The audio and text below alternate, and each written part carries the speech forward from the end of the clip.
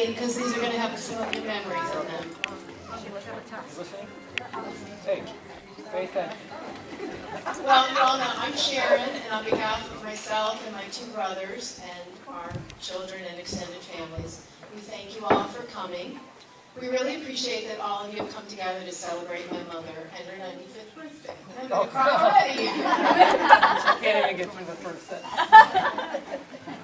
Family and friends are the biggest priority of my mom's life. As I look back on growing up with Mom, the biggest memories really are about family and friends and food. The big parties, the dinners, all the baking, all the cookies. Our extended family is so big, with my mom being the oldest of 13 children and my dad being one of 10 children. So we always had family around us. I can't even imagine if all of my mother's brothers and sisters had lived in this country instead of just 3 of them. Our family never distinguished between whether someone was a first, second, or third cousin, or an aunt, or a great aunt. Everybody was simply connected. Many of the friends that my mom has had over the years, we thought were actually part of our family, because they were treated like family. Even some of our neighbors were part of our family. Some are here today who lived next door to us when we were little kids and moved away, but my mom stayed in touch with their parents all these years. As some of you may know, my mom came to America at 17 years old with her brother, my Uncle Buster, who was 16 years old. Just the 2 of them being sent over on a large ship from Italy because World War II was coming too close to their home. My mom and her brother came to America to live with their grandmother in Binghamton, but after 6 months, she passed away, so they had to go live with other relatives. I can't imagine the adjustments, the fears, having to learn English, but she worked hard and kept trying to do better, and family was the top priority. One time she was able to fly home and bring money to all of her siblings because one of them was getting married and they needed new clothes. Her job didn't pay much at Kraler's, but she stuck with it. She and my dad got married late in life, and she wasn't sure she'd even be able to have kids. But she had me at 37 years old. She found out when she went to the doctor thinking she was going through her change of life. It certainly was a change, and that happened the same time for Ronald and Leonard. She thought, oh, change of lifetime. My mom worked very hard at a variety of food service jobs, a grocery store, then Peggy's Pantry, then to Lane's Fast Foods.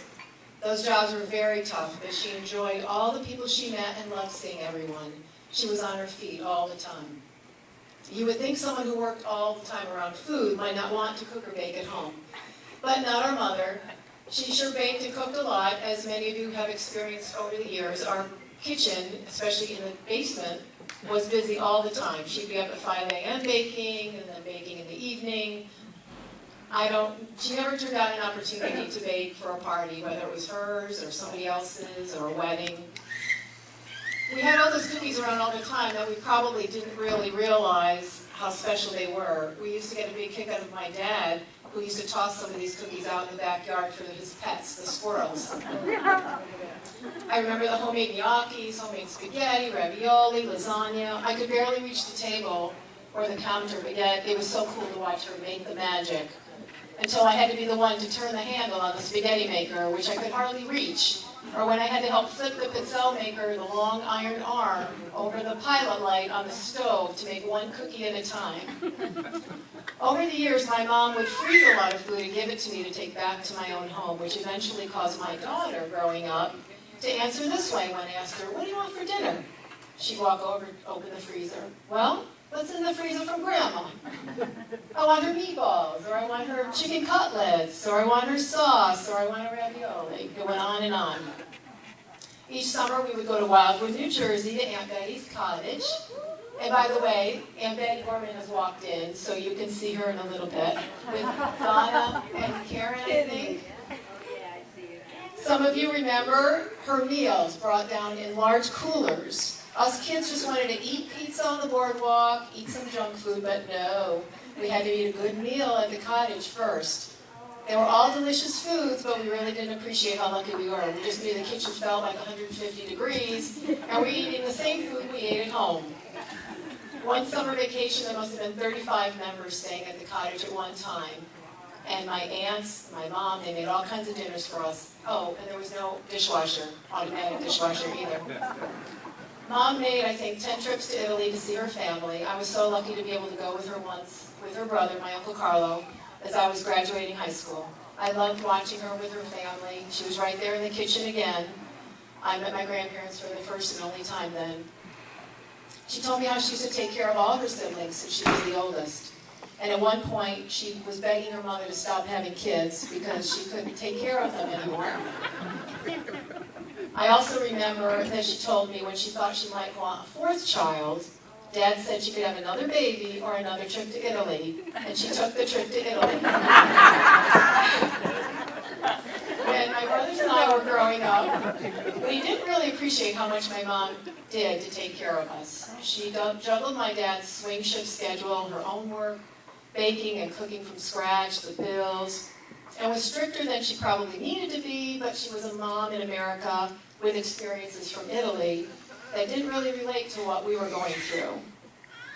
I don't honestly know actually who she ever talked to or bonded with regarding how to raise kids. She couldn't talk to her own mom and sisters about it, but she made it work, and I think she and Dad did a great job. Mom didn't graduate from high school, but somehow she made sure we knew how important good grades were. She and Dad didn't pressure us, and many times they didn't even understand what we were studying. But somehow my brothers and I wanted her and Dad to be proud of us, and so we did well in school, and all of us graduated from college too. My mom is a wonderful example of living with faith. She taught me the importance of faith throughout my life through her example.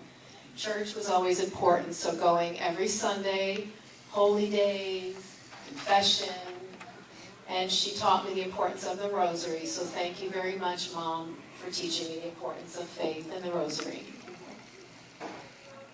My mom is a good example of how being active will help keep you young. From the jobs that caused her to stand through the day to the many years walking in the mall in the morning with many friends, which when I came home to visit and I was in the mall walking with her, I could not keep up with her. To all the exercises she did at Castle Gardens now with armchair aerobics, the walking club, even her newest fun activity, the exercise bike. All of it has kept her feeling and looking much younger and definitely healthier. And we can't forget your other interest since moving to Castle Gardens, bingo. We do appreciate how much you loved us and how much you miss us. Even when a few of us talk to you every day, it's not enough. You sure love talking on the phone. Then, little message. So everybody who wants to call her and help us out, feel free. The number is 607-754-1548. Or you can leave your business card, your phone We'll put you on the schedule. I mean, literally, we can talk to her in the afternoon, or Len will drop her off or something at 4 o'clock, and then she'll say, call me when you get home, or call me before you go to bed. So, to wrap it up, I know. Everyone here has their own special memories of their life with you, and it would take at least all weekend to share all the great stories. Please know how much you are loved, and we are so proud of all that you have accomplished and what you have given to so many. You're a shining example of how love of family and friends is the most important thing in life. Happy birthday. We love you.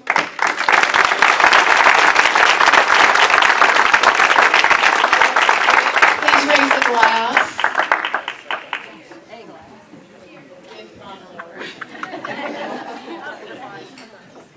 Congratulations, Mom, on 95 wonderful years. We all love you. You're here. And thanks for Ronald and Leonard for pitching in to that speech. Glad we can help you out.